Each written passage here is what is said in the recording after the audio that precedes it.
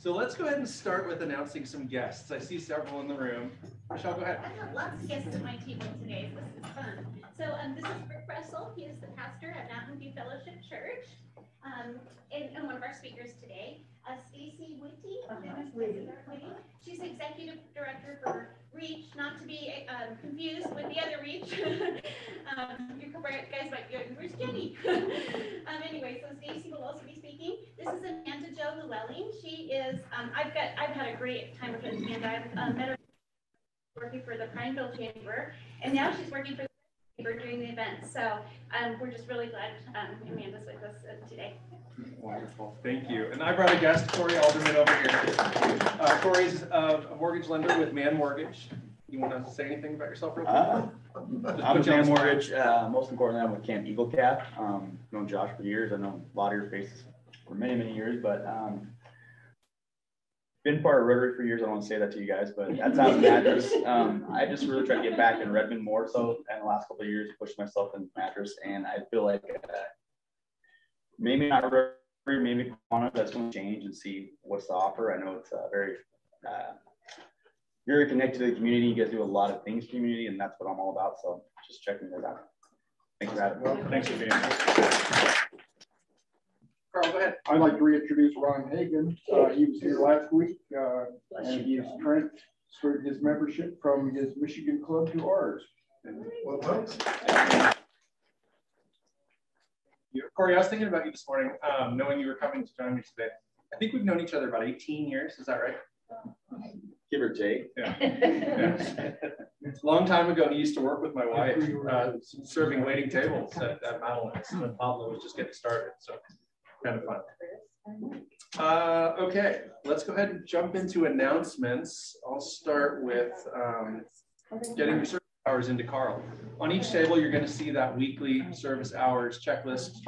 If you guys can take a moment, write down your service hours. I know when we've been in a virtual world for a couple of years now, it's easy to forget those, but Carl's collecting that. Birthdays, we have a couple. Michelle Duff has a birthday here on Friday. Happy birthday, Michelle. She's 29 this year, guys. Don't forget, right? And Ginger Retreats, Carl's wife, has a birthday on Friday as well. All right, and then Saturday the 11th, Molly Schluckerbeer has a birthday too. So if you guys see her out and about, wish her a happy birthday. I also wanted to thank and welcome Ron for joining and coming to our club. So thank you. I've got you on my list here. So thank you. Let's see. We want to visit. Earl, do you have a moment to talk to us about the project or the food project update? Did you? Yes, we had a good turnout on Saturday. We collected 684 pounds of food, and that's just a couple of pounds short of our goal of 700. I really appreciate everybody who participated. Our next collection is on January the 29th, and I'll be around to bug some of you to get some more bags and bring that food in. Thank you very much for participating. Thanks, Earl. This Friday, we have, on Michelle's birthday, we have a coffee clatter. Wild Ride in the morning at May 30 to 9:30. It's the Redmond Chamber Coffee Clatter. We're going to host. Hopefully Hannah can be there, Hannah and Truman. We'll give them an opportunity to speak to the Seas Candy. And then I'm going to put Chris Ritchie on the stage to talk to us about membership and how that's important to the community and why we want to grow. You're talking. You're welcome. And then lastly, I had Seas Candy signups are still available. I know Hannah needs assistance. I need to get on that list too, so I'm guilty. But we need to fill those lists so that Hannah don't divorce over the selling of candy. Did everybody get their $50 into the bucket? We'll go ahead and draw a tag here and see how that's going. While John's doing that, any other announcements? Chris? Thank you. So later today, you'll receive a 3-question survey we're just trying to just get a quick engagement pulse. So that will come out this afternoon. So look at it. It's going to come from Google Forms. So you should just be able to answer yes, no, etc. So look for that. Thank you. Thanks. Michelle? Just a reminder that next Wednesday, the 15th, we have the Redmond Proficiency Academy Choir coming to sing. And that is, we always would like your spouses or your partners to join us for that event. And we'll be doing a buffet lunch, so you won't have to be ordering your lunch that day. Do you need numbers in advance though? Yes. You know what? Why don't I make a e-bite and send it an e-bite to you, and then you can RSVP really easily on the e-bite, and we'll get our numbers. Thank you. And if you don't do your computer, just call me or text me, email me, or whatnot to let me know if you and your spouse are coming or your partner are coming. So your birthday list also has anniversaries, and Frank and I will have been married 18 years on Monday.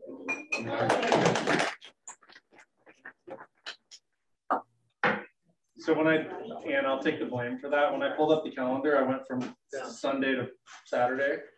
So you would have been announced next week. So I'll celebrate you again next week. 3 days late. I know, I'm sorry. You're right. You're right.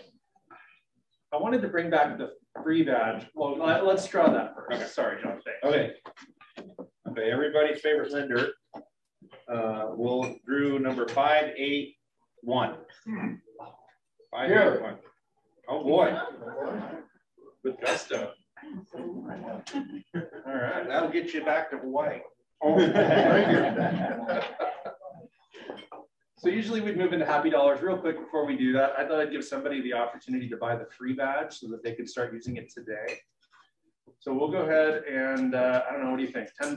We'll start it at $10. And what the free badge is basically an opportunity to share for the entire month. This is going to go through January. So you're going to get a month and a half-ish opportunity to share what you want to share, whether it's things going on in your life, things that are happening professionally.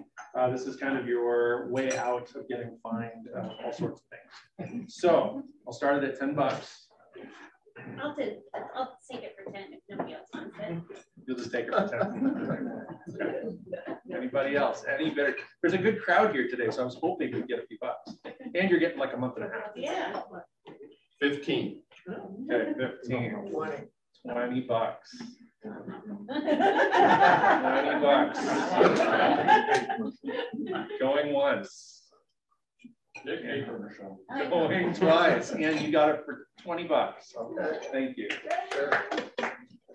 All right, so Carl, if you do the honors of wandering. Thank you. Sure.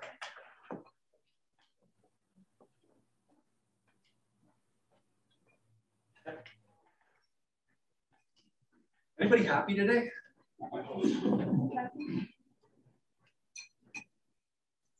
So I have the first happy dollar is I just wanted to say how much I appreciate Hannah and Truman. They have been working endlessly with the Seeds Candy, packing it in and out and just putting in a ton of time. So I appreciate that.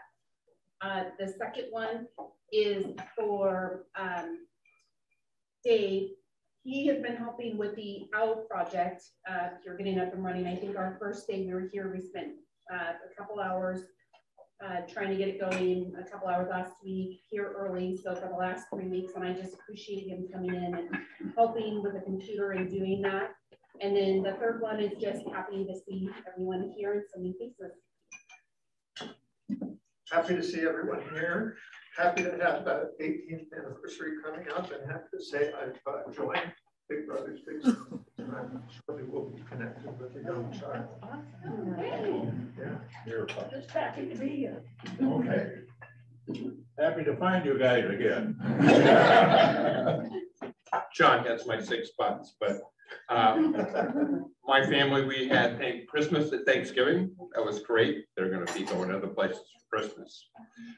Before Thanksgiving, I got to go with my boys. We flew up to Seattle. We went to a Seahawks game. First time I've ever been in a stadium like that.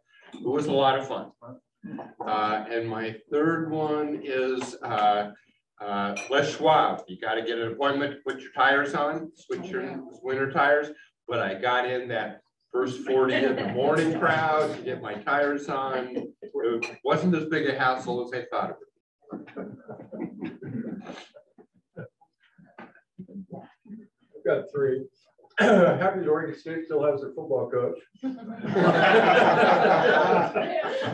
Happy that we did our annual Christmas tree gathering and got a nice tall tree for our house, and it's up and all decorated. And we went to Portland on Sunday and celebrated with our daughter her 50th birthday, which seems like a big number. And we got to make a trip yesterday to her flawless watch granddaughter swim. Awesome. Hold on. Mike goes another buck. He's the only, I'm the secret greeter. It's the only person who didn't shake my hand. Oh, no. I'll catch you later. Well, Glad to be meeting in person again. And we got our Christmas tree up today, so it might be in the spirit of things. So I'll put in $5. I don't know if I have 5 things, but Libby's home, so we're super excited about that, and we're hoping that she'll come next week to the Kiwanis meeting with us, so you guys can get an update on what she's doing at school. So Danny, I gotta just brag on him. He came home and said, "Mom, I'm #1 in my class academically." So go Danny, that was big. The third one is our speakers. Super happy they're here. And then John and I are headed out on Friday for San Luis Obispo. We're going to see my nephew graduate from Cal Poly and then do a little wine tasting while we're there. So very excited for that.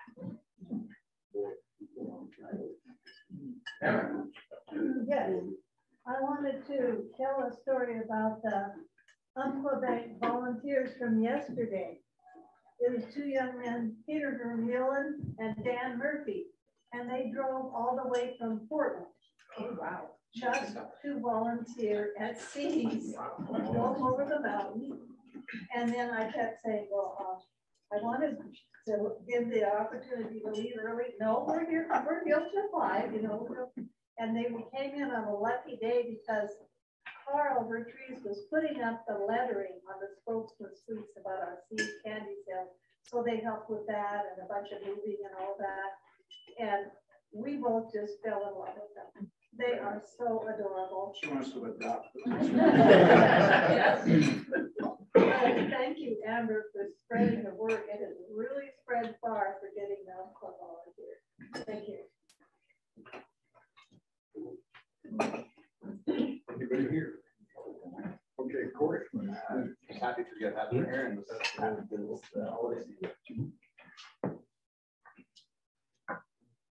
I have 3, Carl. Well, Noah's digging. 1 for Corey joining us today. Thank you, sir. 1 for Hannah and Truman and all the intense hours they're putting in selling our candy. And 1 for Dave. I echo Amber. Dave has gone above and beyond getting all this set up, and he's been incredibly instrumental in making this happen. So Dave, thank you. 1 for how good business has been for me this year. It's just looking back as things are coming together, goals met. It's been good. I'm very, very blessed. And then 1 for the bowl game for the Beavers. I'm actually going to be cannonball run in the Tesla with a buddy next Friday. We're going to drive straight down to LA, go to the game, and drive back. Are you going to sleep while it's on autopilot, or? Yes, and I'll make videos of it and send them to you. Please. Yeah, I won't. I promise. My happy dollar was doing the sign at the spokesman. I had done that many times over the years, but I was a little rusty at it. But anyway, we got the mission accomplished. Awesome. Thanks, Carl.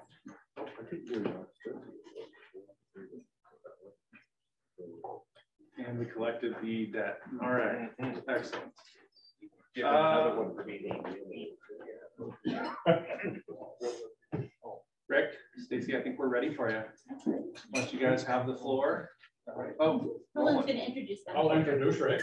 Thank you. Go ahead. Rick Russell. You're probably aware, everybody's aware of the homeless situation and the parking they have on the streets. So there's some of it not well under control. We read about that every day. So Rick is taking the lead with some others in the Redmond community to provide several safe parking places.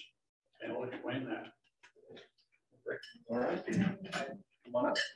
Thank you, guys.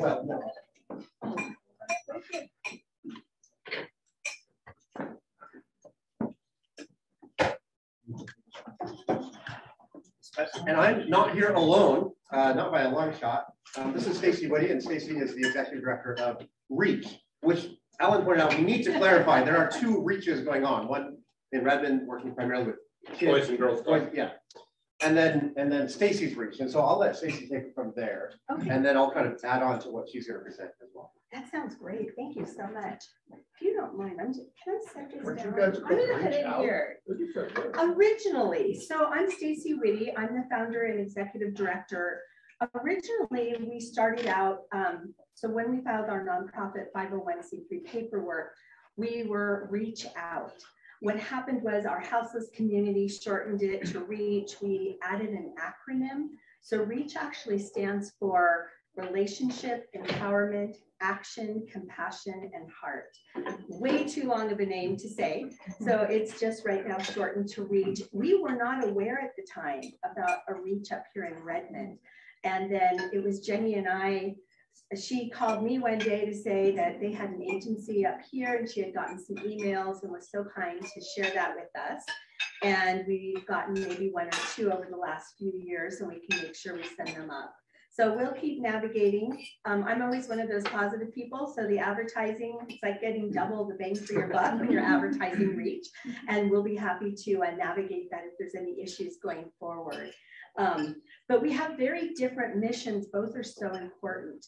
So REACH is actually an agency that serves mainly our houseless community. But if we have folks that are vulnerable and are in housing and need support, we can actually help as well. What we provide is mobile case management and outreach. Our mission was not to go around town and just drop off endless amounts of clothing and camping gear and supplies. It was really to build a relationship with our houseless community members to find out how can we engage with you and support you in moving towards greater independence and self-sufficiency. The problem of houselessness throughout our nation is growing. In this region, it is still at a point where I think we can get our arms around it, but it's going to take a lot of work. We are engaging with our city of Bend and Redmond and the Tri-Cities and the counties to come up with some ideas of what do we do moving forward that honors all of our different populations. We're coexisting as a community, so we have to be thinking about our houseless community. But with that said, we also have to be mindful of businesses, our housed community, and other vulnerable populations like our older adults and our kiddos that are in the area. So REACH is mainly in the Bend and Redmond area. We are out in the camps, we're on the street, we're over at Bottle Drop and Hunnell Road and Juniper Ridge and China Hat. We get dispatched by Bend PD. Redmond PD has called us a couple times in the last couple of weeks as well to come out and check on some folks living on the street to see what we can do with helping their situation. We have contracts currently with the City of Bend, City of Redmond. We just received a grant from Central Oregon Health Council, and then also receiving grants from numerous other agencies, and are so thankful and grateful for that support. We do have a contract, I think I mentioned, with Neighbor Impact and Fuse. So we help do what's called housing retention as well. So once someone moves from houselessness into housing, I think a lot of us think that once you have a key to a house, you are good to go. But really, that's when a lot of the hard work really begins. We need to work on things like budgeting. And how do you get along with your neighbors when you've lived on BLM land for 7 years? What about your voice being so loud? How do you navigate when there's a problem? So we're also doing a lot of housing retention to support folks as they're doing that. We received numerous calls from the Deschutes County Stabilization Center, the Sheriff's Department, and also St. Charles Hospital, Mosaic Medical, and Pacific Source. So we are doing a lot of that outreach. Part of the component I feel really is important is that empowerment piece. So we're working with folks to have those hard conversations. For instance, you're driving a vehicle, you have no registration, no license, no driver's license. You're going to get stopped, your car is going to get towed, you can't afford to get your car out, so you purchase another car. So we've created this problem, and then we end up with these vehicles in the landfill. So our conversation is, how do we partner with you so you do get a license, so you do get insured? And even prior to that, can you afford a vehicle? Because it's very inexpensive to buy a vehicle, but the upkeep. So we are going very deep relationally with folks to really have these tougher conversations, whether it's around things like budgeting, vehicles, housing, addiction, mental health, and then we build very tight relationships with social service agencies so that we can do wraparound services and coordinated support services for folks. So we are seeing currently, we engage about 500 times a month with folks throughout the area, and those are face-to-face mainly. And we have a lot of folks that come back several times a month. We see that as a positive because that tells me we're building a relationship. One of the things that happened when COVID first hit was another woman who's currently at Mosaic Medical working there. Her and I talked and we said, things are moving slowly. Vehicles are mounting up on the streets. They're in residential areas in front of businesses. And I had mentioned that there was a model in Washington State of safe car parking. And when I first said that, her first thing was, does it look like Hunnell Road? And I don't know how many of you have gone by Hunnell Road near Lowe's. And I assured her, no, it did not. So safe car parking in other areas is a program where people can park and live in their vehicles safely. I want to say safe car parking is not the answer to end homelessness. It is, in fact, though, one of the models that we can engage with. The beauty of this program is it's very inexpensive to run, very low maintenance, and what it does, it enables us to do an intake with someone. It could be a self-referral or a hospital or doctor or mental health provider can refer to us. We do a conversation with folks first. We want to make sure, do you understand that being part of this program, there are guidelines. You need to be cleaning up your trash. You cannot have things all over. There is no drug or alcohol use on the premises. Weapons. We even had to add things about making sure you're wearing clothing at all times so you're not walking out in the middle of a parking lot with no clothes on. So we have guidelines. We do an intake, we get some basic information. And once we have established that that person is willing to abide and work with us, there is also a very important component, and that's the case management piece. We are out there 3 to 4 times a week engaging with folks. And it's not just a piece of paper that does a checkoff. It's talking about, what does life look like next week, next month, next year? Where would you like to end up and how can we help get there? We have tasks that we do. And then we also ask people to complete different action steps and tasks to make sure that they are moving forward. Many of our folks that are at Safe Car Parking are working. They cannot afford the housing. Maybe their credit isn't good, or they have backgrounds that just prohibit them from getting into housing. Others are not wanting to go into our typical brick and mortar housing. They would like to live in a camper somewhere, but we need to find out where are those locations that are going to be legal and not just, you know, our BLM or national forest. We also do a lot of conversation about, do you have family members that maybe we can re-engage with, that maybe you can start paying them some rent? So we really look at different out-of-the-box models, and each plan with each person is very different. Once we do that, we have a parking lot, and I'll use Mountain View. Rick was instrumental in not just getting Mountain View on board, but connecting with Redmond and other community members here to help us to get spaces in a parking lot. We have a limit. We will do anywhere from 1 to 6 vehicles. Now, the reason we limit that to 6 households is we feel that by doing that, we can build a community. We also are making sure that by putting 50 or 100 people in a parking lot, you can only imagine, whether it's a dorm or a preschool or whatever population, you can imagine how complex that can get. There is a porta potty, a hand washing station, trash receptacles. We partner, for instance, Mountain View lets us use a plug-in and water, and they are such a great host because they are also engaging with the guests that are there. We currently have 2 guests there, both living in their vehicles. One is working, one is doing some other work, and we have a case manager. Her name is Carrie, and she is going to the site 3 times a week, and then we do one additional phone call just kind of to check in so that we're working on plans with people. The ask that we have of the location is basically using anywhere from 1 to 6 parking spots. It's right now we do try to separate people by a spot. Our largest spot is in Bend right now, where we have 4 vehicles. Since the inception of the program, we've had 24, I think 25 now, different households or vehicles. Sometimes people have a vehicle, sometimes they have a trailer come through. 12 of those folks have moved on to permanent housing, which is amazing. It's been an effort. But one of the great things is when we are working with someone, I'll meet with someone, we'll make great progress. I'll come back out 3 days later to find them and their camp is gone. Their tent is gone. They've been moved. They had to go, whatever the reason may be. When we have them in safe car parking, they're able to get a good night's sleep because they're not worried about the police knocking on their window. They're not worried about breaking any laws. They get a restful sleep. We also know where they are, so we can now connect and bring that paperwork and come in and help them with eyeglasses or get their prescription assistance and prescriptions delivered to them. So it is a wonderful way to engage folks and also start working on some of those softer skills.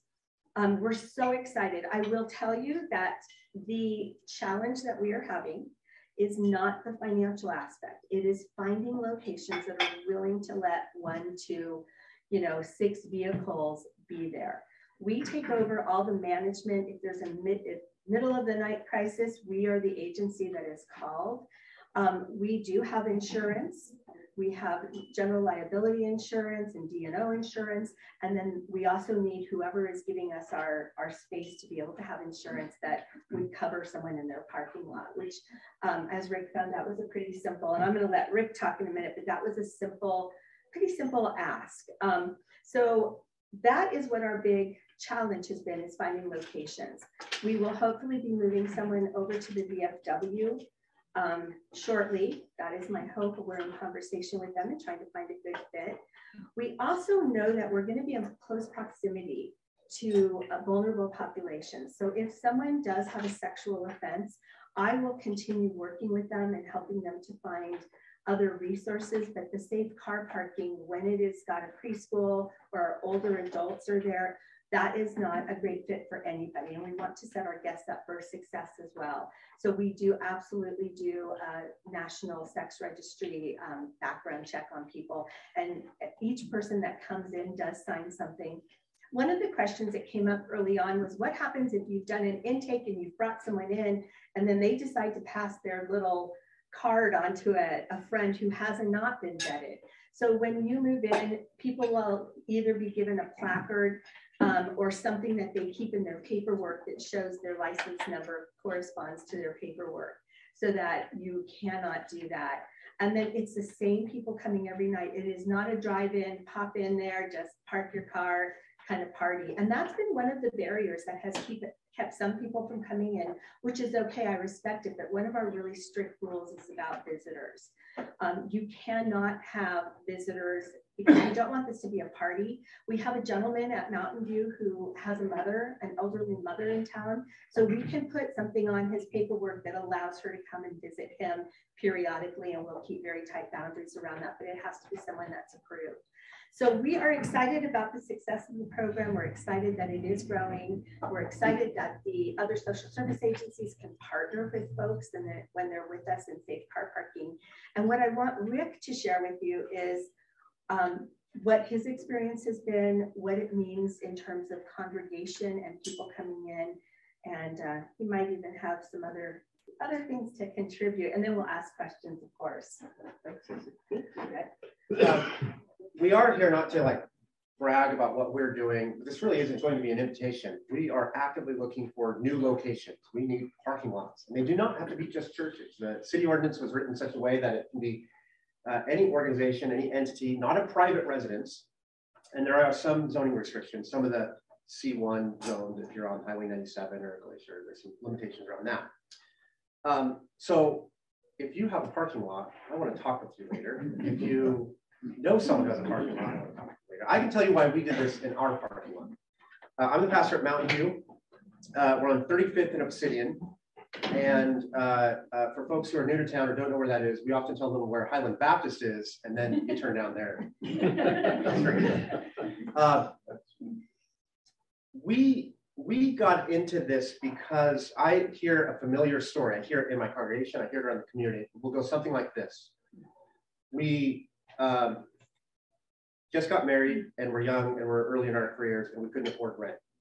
We just retired, and we were renting this entire time. We wish we bought 30 years ago, but we didn't, and our landlord just increased the price, the rent, $200, $400 a month. It could be young, it could be old, it could be anywhere in between, but somebody along the line will say, the best solution I had was I had an RV, or I knew someone who had an RV for sale, and we always thought that would be kind of fun. And so we thought, well, we'll park in an RV park. And then summer came and the RV park was booked out entirely. And the manager of the RV park said, sorry, you got to go somewhere else. Or they bought an RV that was too old, and the RV park would only allow, models of a certain year and newer. Or I'm going to park at a family member's property. They have acreage, and we had a shop, and we're going to pull up our RV alongside the shop. And then you are a family conflict away from no longer having access to that space. And then you say, well, I'll hang out in the Walmart parking lot. Well, you'll be there about less than 24 hours before someone will come knocking on your door saying, I'm sorry, you can't be here anymore. And you're only a step or two away at that point from being on 17th Street. You've all driven out on 17th Street here out in our industrial area. Behind Medicis. Yes. Yep. It's our own tunnel road. Yeah. There are some seeds being planted there. And then there's what you don't see on 17th, which is the people who aren't on 17th but pressed it even further. How they would describe in the dirt or in the junipers. Yeah. Right. And the further you move, that isn't just a geographical location. That's an isolation, a social isolation. And so there are steps into these predicaments. By the same token, there are steps out. And as Stacey just said, this is not the cure-all, be-all. This is one sort of rung on the ladder to reconnect with relationships. And so we approached our church leadership with this several months ago, and we've seen how this has worked in other communities. And we thought we can do this. We've already been hosting the winter shelter in our gym for several years now with the partnership with Shepherd's House. When I went to our church 6-7 years ago and said, what if we hosted a winter shelter for folks who are unhoused in our gym for 2 months every winter? And everybody was very skeptical about that and had all sorts of questions, and good questions. If I went to them tomorrow and said, I decided we're not going to host this thing anymore, they would like tar and feather me and drive me out of town because it is such a beloved project and relationship. Project's not the right word. It's relationships. And those have been so valuable. And so when we went to our church with the idea of safe parking, that we could have 2, 3, and we'll see maybe more. We started with 2 folks living in their RVs on our property in a case managed situation. It was not a hard sell. Yeah, there were questions, and we could field all those questions. What about insurance? What about background checks? What about sanitation? What about all those things? We have to think through all those things. But Stacey was really great being able to provide those answers. And the city was really great. In a time when homelessness issues are very contentious, even at a local government level, even our own Redmond City Council unanimously approved this program and funded it. And I think that says a lot. And so that's why we're doing this. I wish I could introduce you to the guests who are staying with us, and you could hear their stories and know how they got to where they are and know what their vision for the future is. And I think if that were the case, Stacey and I would not even need to be here. But I would welcome you to drive by. Please don't knock on doors. I mean, this is like somebody else's house, right? But drive by and see. It's a very quiet operation. Most folks don't even know that it's happening.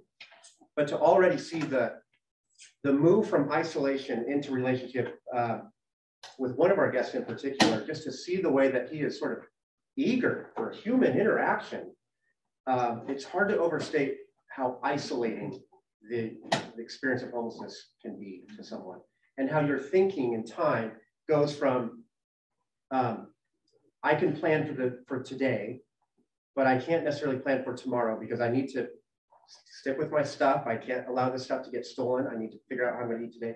to I can pre-plan for a day, I can pre-plan for a week, I can pre-plan for several months at a time. And you see how a restful place really opens up opportunities for people to take further steps in their own development. Okay, I have a temptation of talking too much. It's a liability of my profession. We should do, I'm sure there's some questions. I hope there's some questions. Yes, I have a question. Does it have to be paved? And, or maybe you can answer that question. Sure. Do you need a paved, or is a dirt lot something that you would consider? Great question. So a dirt lot is absolutely fine. Gravel is actually fine. It needs to be somewhat level if we have trailers just to try to balance them, but we can do that on dirt as well. So it does not need to be paved. Mm-hmm. And then what's the longest length of time that somebody is generally parked in the park? Good questions. We purposely did not put a limit on the time because housing right now in our region can take 2 years to get housing. What we have experienced is most of the folks are staying with us for about 4 to 6 months. Many are already on housing list. What we also do, part of our intake as we get to know someone in the first couple weeks, I don't want to give a lot of acronyms, but there's something called a VI SPDAT. It's a HUD kind of document. It's an assessment that assesses someone's vulnerability. We want to make sure that we do that with each guest so that we could get them into what's called coordinated entry, so that we can start getting them on housing lists to find out, do you qualify for vouchers? Are you a veteran, and can we get you engaged with veteran services? So those are the kinds of things we're working on. So 4 to 6 months it tends to be the average, and I think 6 months was the longest we've had someone stay with us. And I would add, we are separate organizations.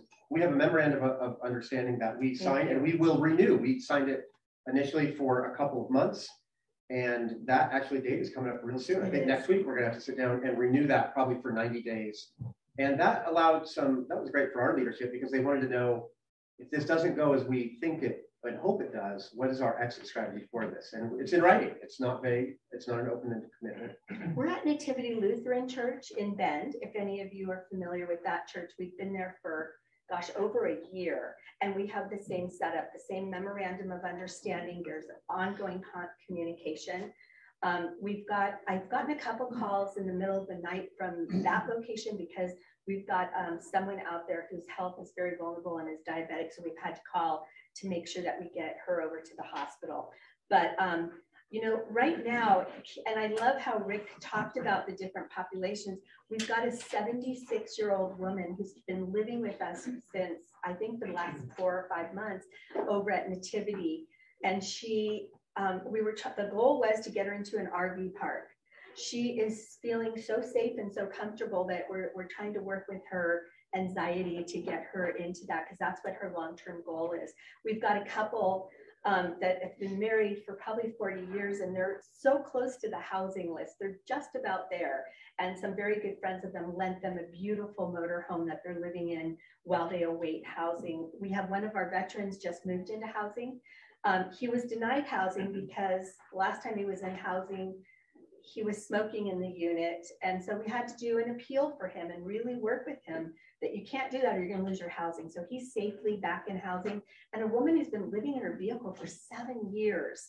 And thanks to Deschutes County and so many people that got involved, got her moved in last week to an apartment. And we will continue doing that ongoing relationship case management with her so that we can help her to be successful. And she's actually moved up here to Redmond. What type of vehicles are these? So this can be any kind of vehicle. It could be a trailer, an RV. Nativity has a limit. We can't put anything larger than 28 feet there, but most of them, you know, some are a van, some could be 20 to 25 feet. It's a little bit of a mix for everything, to be quite honest with you. We have one person in a minivan, and we have another person in a, I'm going to guess a 25-footer RV, and he has a pickup as well, which is really helpful because if he doesn't have to drive around, and previously he was driving around in his motorhome getting 6 miles per gallon. And the fact that he can have a place for his pickup to park means that he can do the things you need to do to reintegrate into society and do it more economically. You know, one of the questions on this, the ISPADAT, is there anything in your life other than surviving at this point? And it's an interesting question. And we always get no. I'm in survival crisis mode. After engaging with folks, a woman said to me the other day, she goes, I have to tell you, my answers changed because now that I've had this stability, she goes, I'm involved with some groups. I've gotten back reconnected with AA. She goes, my answer to that question would change. She goes, you guys brought me some paint supplies, I'm painting. And I think that is such a shift, that and what Rick talked about, not isolating.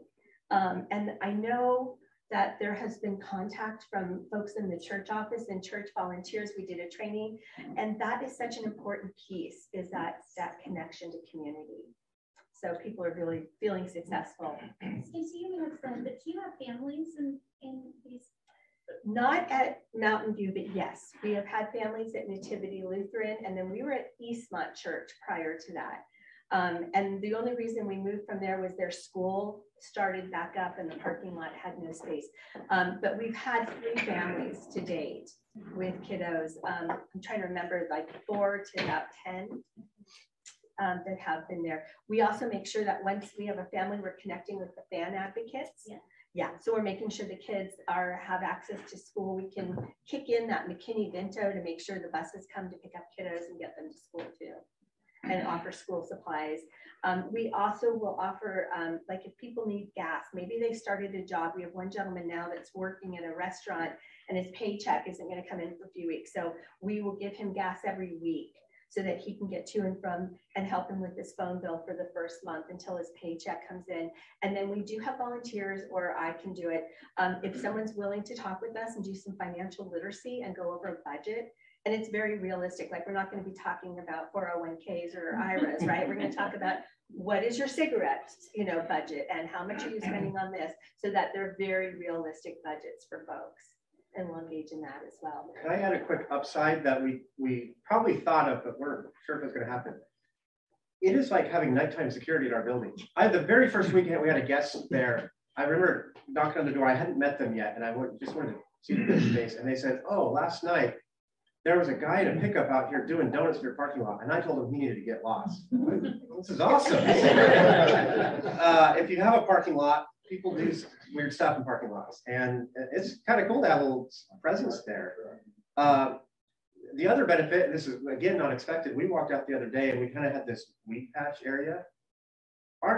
Mel had cleaned it up. He is out there gardening. He is out there. He has taken ownership in a good sense of like, and asking us, well, when's the trash pickup? The trash was supposed to be here on Tuesday. They didn't come on Tuesday, and he wants to know why. And it's been a pretty cool relationship. And so I would say to you, there is upside for you on this as well. Rick, have you had any pushback from the neighbors or anything? Has anybody given you a hardship around that? Like the neighbors around the church? No, it's been overwhelmingly positive. We even had a thing on KTVZ, so it's been out there for quite a bit, and the newspaper as well. And if you wanted some self-induced pain, you can always read the comments on KTVZ.com. Find someone with some helpful critique of why it's not going to work out well. Right. I would suggest not. Yeah, exactly. But it's been positive, yeah. Go ahead, finish. Oh no, I'm done. Oh, okay. So you're part of a church. Yeah. My brother's part of a church, St. Thomas. Do you talk to the ecumenical group? The pastors get together and they have a group. It seems like every church should be involved. I agree. Every church should be involved in that. I might have you come and meet with us. We've had several conversations, and I don't want to out particular churches and where they're at in the process, but I know the Presbyterian Church was very interested in this, but it's going through a leadership transition, so the timing wasn't ideal. I did speak with Father Unger, and we had a great conversation. It was something that they considered, but they felt with the school on site, there was some limitations, and it was not a good time for them at this point. So yes, we are in conversation with several congregations, and in partnership with the city. And I just, as a pastor, I know every church is trying to do more than it possibly can with the resources it has. So I understand when churches say no to this. I have great relationships with other churches in this community, and some will be able to say yes to this and many will not. A couple of them will have zoning restrictions imposed by the city. But I don't want to limit it to churches. There are not enough churches in this community to solve this problem. And I really want to extend this to businesses, to service organizations like the VFW. Has Kiwanis thought about buying a parking lot? Yeah. We can fill it for you. I'll buy some Seas Candy. Yeah. You know, though, but if you get just one person in each church parking lot, you can say, yeah, hey, they're our watch person for the night. And then you get some people who are part of the church who get invested into supporting that. And then that just leads to, hey, we will help with a business who doesn't want to be, who could offer, but they don't want to have the hassle.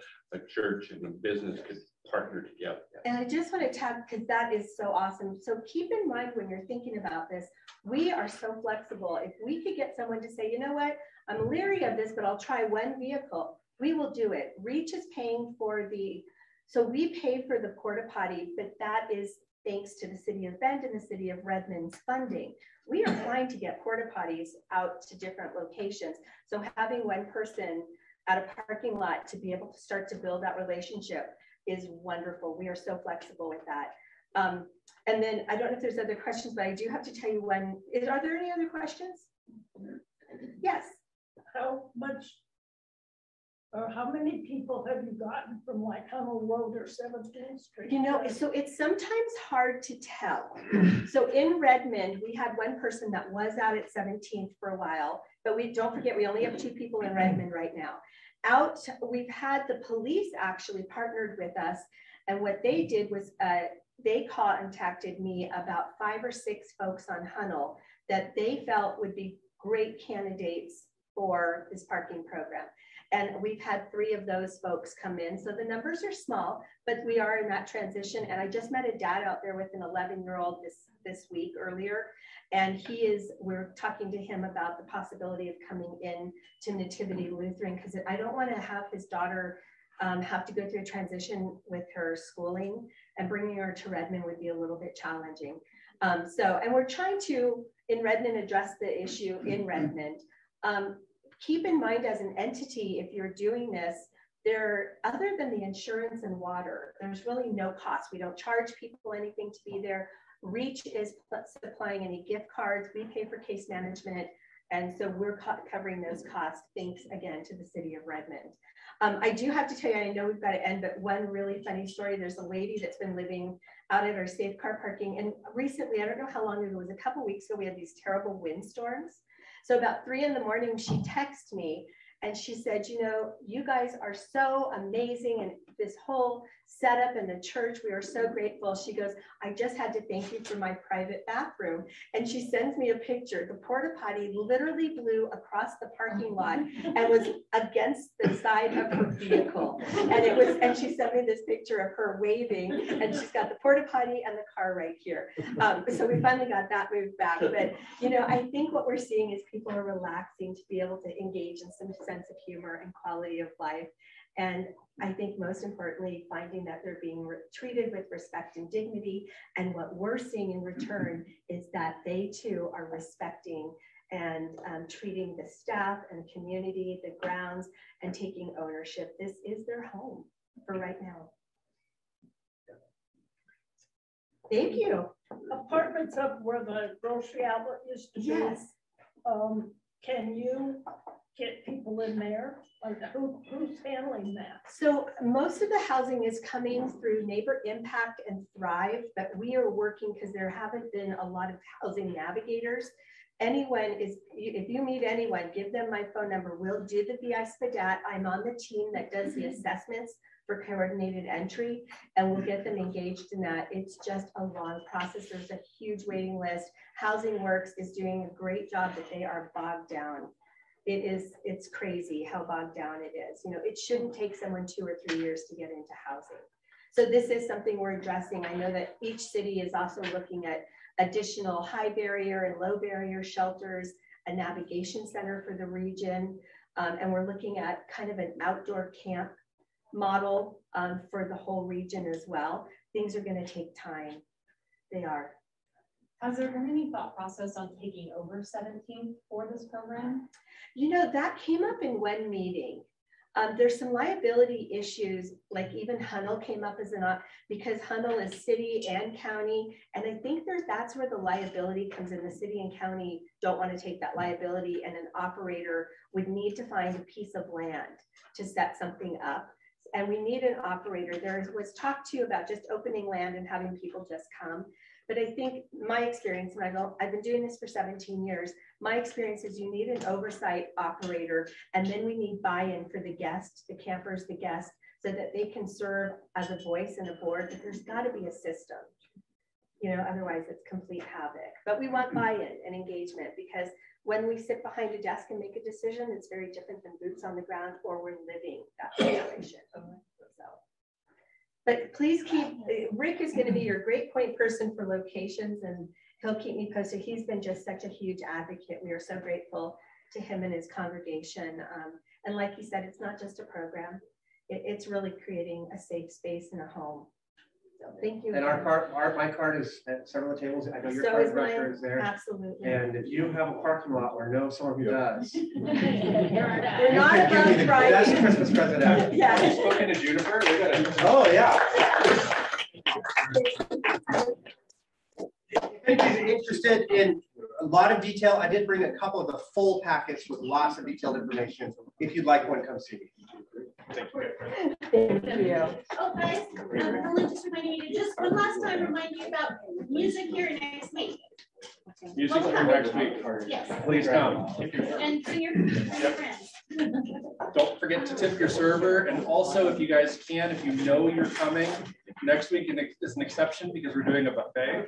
But please try to email Marta or myself your order on Tuesday, because it seems there's a little bit of an issue if we don't do it until Wednesday. So let's try to do it earlier. With that, I hope to see you all at Coffee Cutter on Friday. Oh boy, yeah. Have a good one. Yeah.